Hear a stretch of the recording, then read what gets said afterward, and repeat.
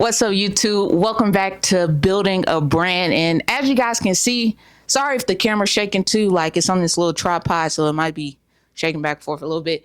But as you guys can see, we are in new space, and this is now the warehouse for the brand. So in the last episode, I discussed moving my brand out of storage units. So if you're new to this channel, let me give you a quick intro. This is Build by SMY, and I started my brand a little over 10 months ago. I've had 5 drops. All of them have pretty much sold out. And I've restocked some of them multiple times. So I'm not an expert, but I think I know a little bit about building a brand. And I'm pretty much making the series on YouTube to kind of like record the journey, record the process. But today I went ahead and put all of these shelves up. Now, these shelves, I got this pack of 4 from Amazon, and it was like $130. I'll leave all the links down in the description. But I really like these shelves, and it was honestly really easy to put them up. And I'll do a close-up real quick for you so you can kind of see. And also with the lighting in here, sorry if it's not the best, but I bought some bulbs, and they turned out to be too small for this light fixture, so I gotta go back to Walmart. But anyway, with these racks, all you gotta do is pretty much notch them in on these spots right here. I'm trying to get this to focus. Yeah, there we go. So you pretty much just gotta like notch them in on these areas, and then with these parts like this panel, these just like drop. These just drop like right in. So super easy install. And since I'm behind the camera, I'm thinking I might just give you guys a quick tour of this space. So to start over here, I got my sample rack, which is getting pretty full. Just all my samples and stuff like that. And then over here is going to be my inventory section, and I got 3 shelves. Now, as a reference, like I am almost 6 feet. Like I'm 5'10". When I put on shoes, I'm pretty much 6 feet tall. And as you can see, these are taller than me. So these probably come to like 6'1", 6'2" in height. So a lot of room, a lot of space. My wingspan is pretty decent too. So just to give a reference, I'm taking up with my wingspan. It's probably like a 6 foot at least wingspan, if not longer.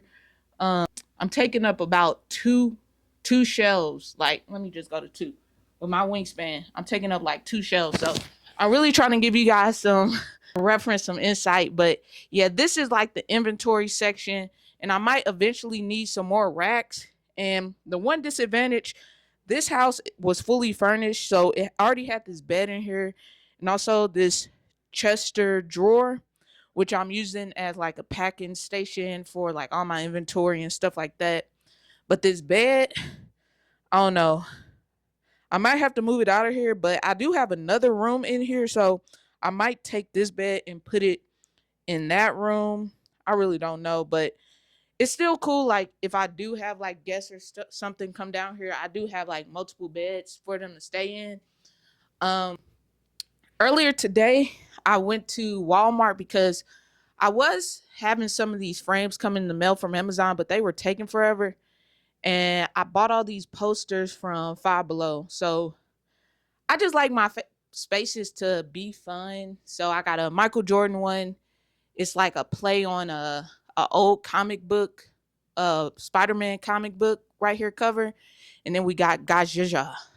I always say it like that because um I think on the new movie, like that's how they were saying it. They're like, "Oh my God, Gajaja," or something like that. Sorry, I'm not meaning to sound stereotypical either. I got the plants from the storage unit, and I just sat them up there. But yeah, I think overall the space has come together, and I'm just kind of happy I have a space back inside of my house because it was really becoming a headache to go to the storage unit, pack orders, drive back home. And I just felt like I was gaining weight from eating fast food, from me feeling like, okay, I don't got enough time to go grocery shop, or I don't want to spend too much time grocery shopping. And then in my day, is over as soon as I'm done grocery shopping. And if some of you guys know and are watching the channel currently, I started a 30-day run challenge. Today I didn't put out a video. Today is Friday, but technically it was supposed to be a rest day, but I still ran this morning, and I'm dropping weight kind of crazy. Like, so I'm happy with that whole journey, that whole entire process. And tomorrow, I probably won't. I might put out a video in the morning for the run challenge and then drop this one in the afternoon. So today, like I said, it's Friday. Tomorrow's Saturday, and I'll probably drop this video then. But I did want to give a little tour. Oh, I think I forgot to show this section over here. So this section is just my jewelry. So as some, and I mentioned on my videos a lot, I do a lot of jewelry sales. So I got these two smaller racks from Walmart, and I think when I originally bought this one, it was like $28. But today when I went to Walmart, this was on rollback for $24. So they're not the cheapest, because honestly, I could get some metal wood ones kind of like these over here for a little bit cheaper on Amazon. But honestly, I didn't feel like letting this one that I just bought go to waste. So I was like, you know what? I'm gonna just buy like one to match that one. But yeah, that's pretty much the tour. I also got the rug from the storage unit in here because it's a hardwood floor.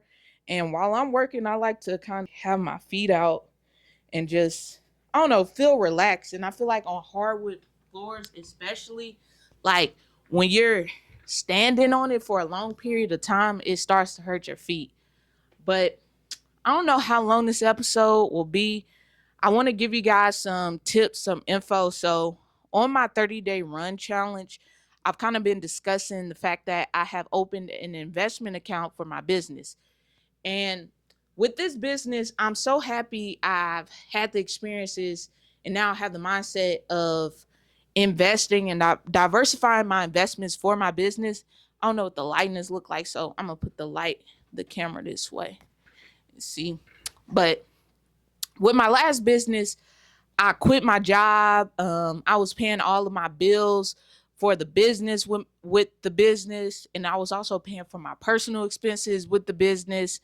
And uh, I mean, at points it was okay, but especially at the end, because I had to eventually close that business and I left with debt in that business. It really taught me, if you don't have to leave your 9 to 5, don't leave it. Plus, you get free benefits and free 401k matching. Like my job has pretty much matched double. Like if I put in 10,000 into my 401k, if you work for any job, if that's even like McDonald's, if you work for Amazon, if you work full time, 9 times out of 10, if it's a big company, if you max out your 401k, or even if you put in the minimum, they're going to match every single dollar you put in there. So you might as well take advantage of that free money. And that's one thing entrepreneurs cannot say who are working for themselves. They don't get that free benefit. So I'm just taking advantage of all those benefits.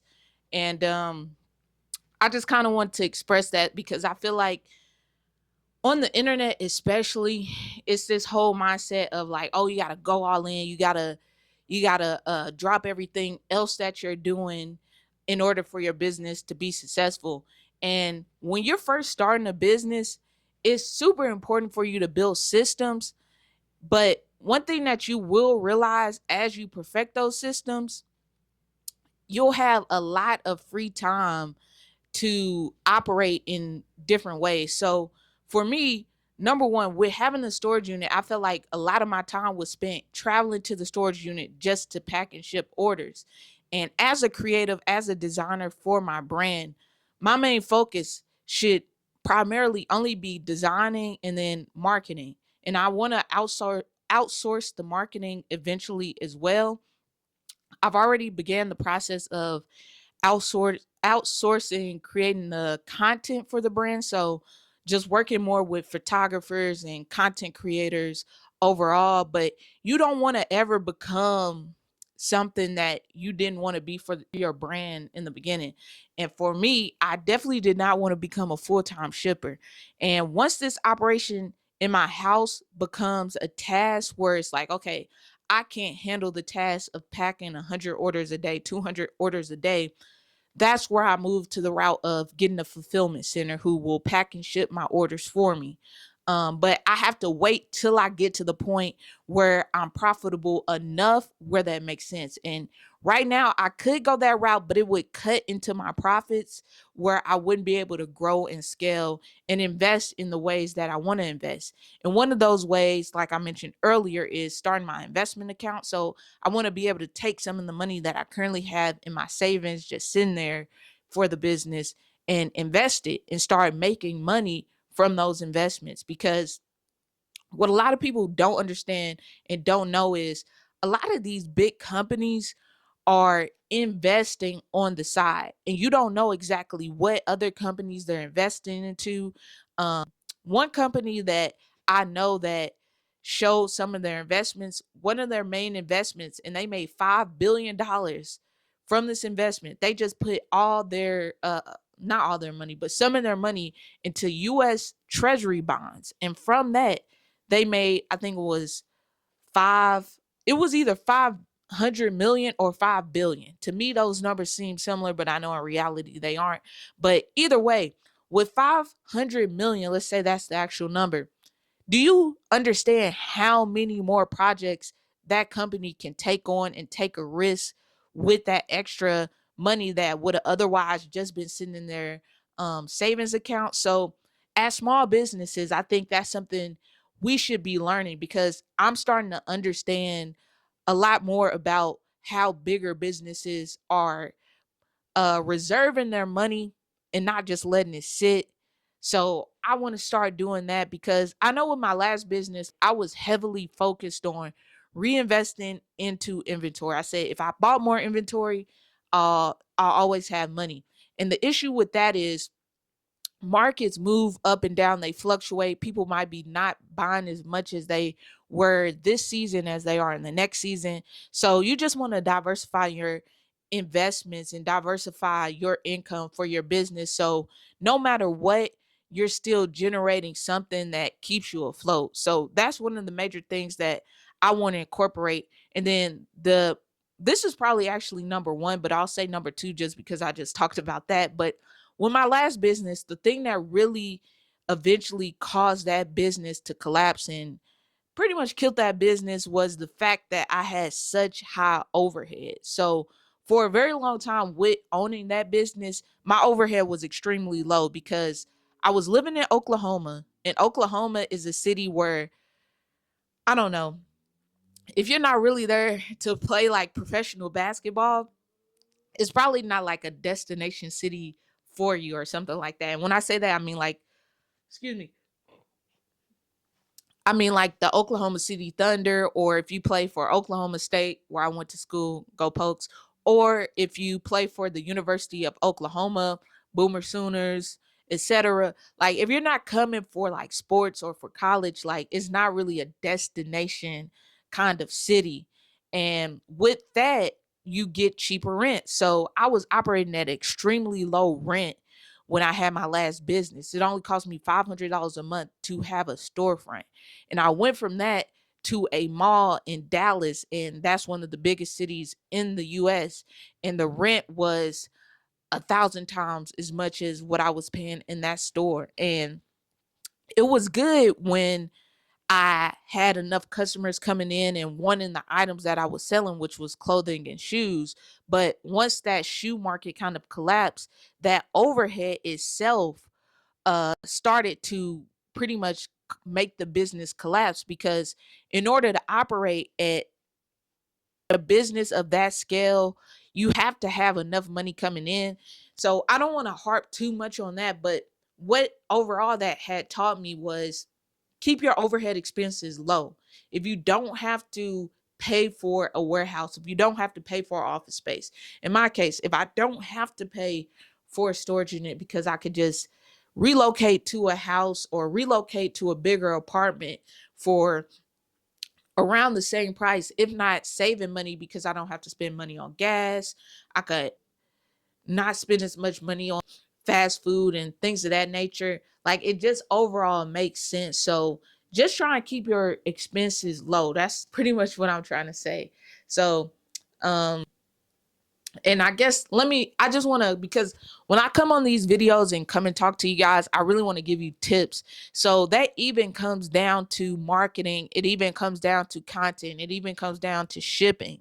And the reason why I still ship all my orders, I still do all of my marketing, I still shoot all of my content, is because when you're first starting out, you want to keep all that money so you can test and build. Because all the products that I've made, I think they've been good products, but I still think there's room for improvement, for me to create even better products. And the only way I can continue to evolve and reinvest is because I'm not spending thousands of dollars a month for ad agency. I'm not spending thousands of dollars a month for a photographer. I'm not spending thousands of dollars a month on influencers.